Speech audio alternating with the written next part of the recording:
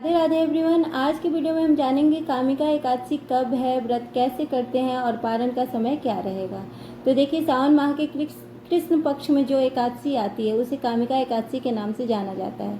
इस वर्ष यानी कि 2025 में कामिका एकादशी 21 जुलाई दिन सोमवार को पड़ेगा और पारण 22 जुलाई दिन मंगलवार को पड़ेगा। तो चलिए देखते हैं कि हमें किन किन सामग्रियों की जरूरत पड़ेगी पूजा में। तो 1 लोटा जल ले लेंगे जिसमें गंगाजल मिला होना चाहिए। चंदन लेंगे तिलक लगाने के लिए, कलावा ले लेंगे, पुष्प ले लेंगे, घी का दीपक ले लेंगे, तुलसी पत्ता चाहिए, हमें तिल चाहिए क्योंकि एकादशी में चावल का उपयोग नहीं होता है, तो तिल ले लेंगे हम। कोई भी ऋतु फल आप ले लें।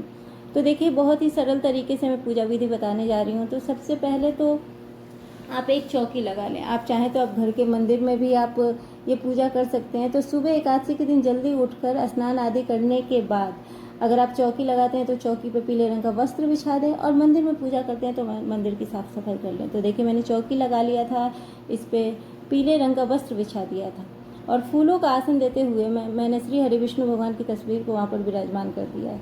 सावन माह चल रहा है, इसलिए मैंने गणेश जी को अकेले नहीं बैठाया, सारे शिव परिवार को एक साथ मैंने वहाँ पे विराजमान कर दिया। तो देखिए, शिव परिवार भी विराजमान हो गए हैं और श्री हरि विष्णु भगवान भी विराजमान हो गए हैं। उसके बाद से मैंने घी का दीपक जलाया था, क्योंकि एकादशी में तेल का उपयोग नहीं होता है, तो घी का दीपक जलाइए आप। उसके बाद से भाव रूप से 1 लोटा जल ले लिया था मैंने और भाव रूप से सभी को स्नान करवा दिया था। वस्त्र रूपी कलावा समर्पित कर दिया था। अगर आपके पास जनेऊ है तो आप जनेऊ चढ़ा दें, जनेऊ नहीं है तो कोई बात नहीं, आप कलावा रूपी वस्त्र समर्पण कर दें। अगर आप लड्डू गोपाल जी की सेवा करते हैं तो आप लड्डू गोपाल जी को भी वहाँ विराजमान कर लें। उसके बाद से मैंने सभी को तिलक लगा दिया था।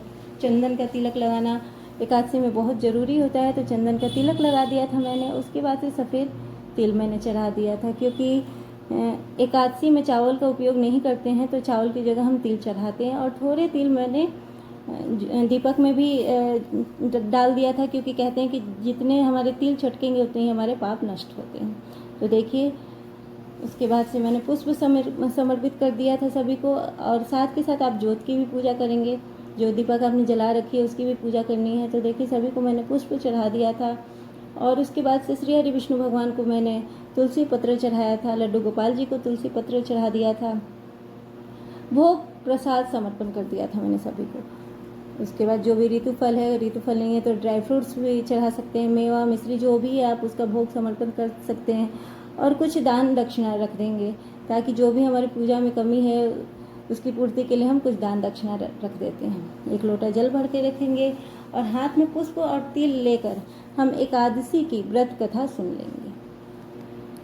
और उसके बाद जब कथा हमारी संपन्न हो जाए तो जो हमने हाथ में तिल और पुष्प लिया था उसको हम श्री हरि विष्णु भगवान के चरणों में समर्पित कर देंगे और बहुत प्रेम पूर्वक सबसे पहले गणेश जी की आरती करेंगे, उसके बाद श्री हरि विष्णु भगवान की। अगर आप चाहें तो शंकर भगवान की भी आरती कर सकते हैं, क्योंकि सावन मास चल रहा है। तो उसके बाद से हाथ जोड़कर प्रार्थना कर देंगे। फिर 2 बार हम हाथ में जल लेकर 2 बार चौकी पर से वार लेंगे। उसके बाद से हाथ जोड़कर प्रार्थना करेंगे, पूजा में कमियों के लिए क्षमा याचना करेंगे। और देखिए, जो भी है इसको आप अपने परिवार के सदस्य में दान दक्षिणा आप द्वादशी दिन जो दक्षिणा आपने चढ़ाया है ना, इसको द्वादशी दान करेंगे। और एकादशी के दिन सुबह इस चौकी पे आप पूजा करेंगे, शाम को भी इसी चौकी पे आपको पूजा करनी है। और सुबह आप कथा करने के बाद चाय पानी पी सकते हैं। दिन में आप चाहें तो फल फ्रूट खा सकते हैं। तो चौकी पे दीपक जलाएं और जो भी प्रसाद आप बनाएं भगवान के लिए, जो भी मतलब प्रसाद आप बनाएंगे तो उसे सबसे पहले श्री हरि विष्णु भगवान को समर्पित करेंगे।